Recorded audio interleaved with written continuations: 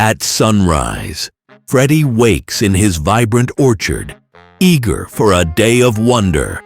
Freddy greets Bella, Oliver, and friends, all excited for orchard adventure.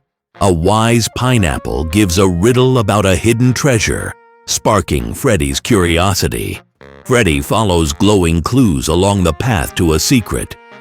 Deep in the orchard, Freddy finds a magical, mysterious grove.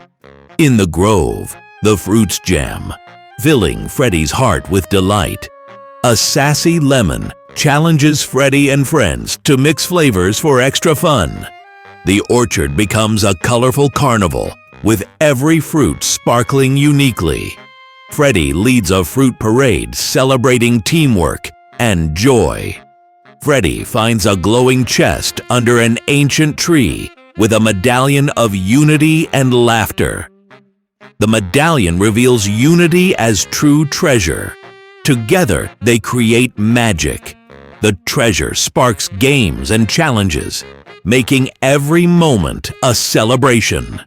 The orchard transforms into a festival, with Freddy leading a celebration of life and friendship.